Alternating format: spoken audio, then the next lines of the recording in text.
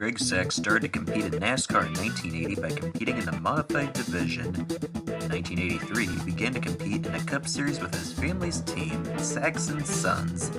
Prior to the 1985 season, the team had purchased the same Chevrolet Monte Carlo that Cale Yarborough and Rainier Lundy Racing had used to win the 1984 Daytona 500. At the 1985 500, Sachs started 13th, led 2 laps, and finished in 6th place, albeit 1 lap down. Afterwards, Sachs competed part-time for the season with his family's team at Hilton Motorsports. Prior to the series' return to Daytona, the Firecracker 400, Sachs got a great opportunity with Dygard Motorsports. The Dygard team started competing in the Cup Series in 1973 after being formed by brothers-in-law Mike DeProspero and Bill Gardner. They won their first race in 1975 at Richmond with Darrell Waltrip, who won 26 races as Dygard's driver from 1975 to 1980. The team later won the 1983 championship and the 1982 500, along with 15 other races, with Bobby Allison driving. Through the first 14 races of 1985, Allison had not won a race, but was 6th in the championship with a best finish of 3rd 3 times. Dygard was still competitive. They were not as strong as they had been in past years. An agreement was then made between Dygard and the Sachses, where the former would build the latter's Monte Carlo as a research and development entry for the team. The intention was for Sachs to only do a certain amount of laps and where the team would get information that could be used to help Allison's entry. Sachs qualified for the race in 9th position, while Allison was in 27th. Sachs ran competitively in the race. On lap 46, he got the lead and had it for the next 2 laps.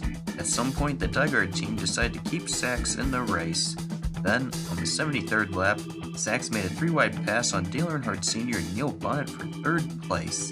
The next lap, Sachs was in 2nd after Kyle Petty dropped back. By about lap 110, Sachs was closely behind leader Bill Elliott. Then, going down the back straightaway, Sachs got past Elliott and became the leader. Although Elliott got closer to Sachs, the latter kept the lead. Then, while still leading on the 122nd lap, Sachs made a pit stop with his relatively inexperienced pit crew. As Sachs returned to the race, Elliott lapped him. After Elliott pitted himself, Sachs caught back up to him. While Elliott had a vibration in his car, Sachs was directly behind him.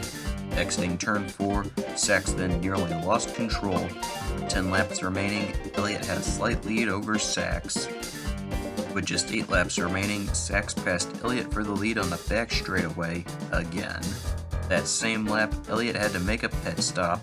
As a result, Sachs now had a significant lead over Bonnet. After Elliott pitted, leader Sachs drafted behind lap driver Terry Labonte. With just 3 laps remaining, Bonnet also made a pit stop for fuel. It was questionable if Sachs had enough fuel to finish the race. Additionally, Sachs may not have been certain if Labonte was actually a lap driver. So many of the drivers now, as Greg Sachs is under 2 laps to go. So many of the drivers came here to Daytona thinking they had to chase Bill Elliott.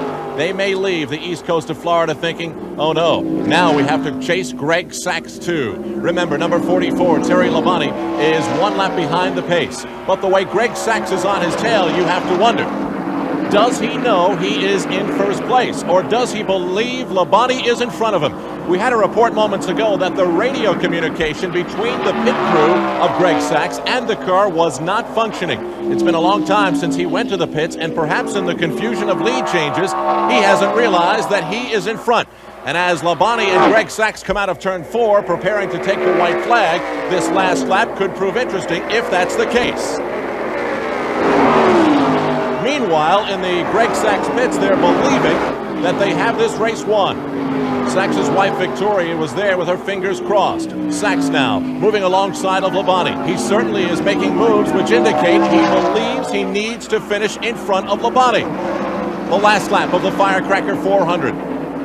Greg Sachs, without question, has removed some of the headline potential from Bill Elliott today.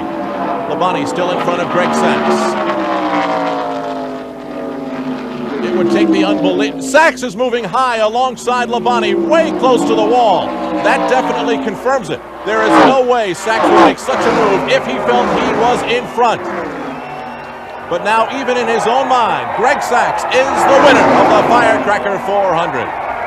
A major upset at Daytona today, and there are the people who pulled it off. They didn't work together more than a week ago, but somehow they put it all together today.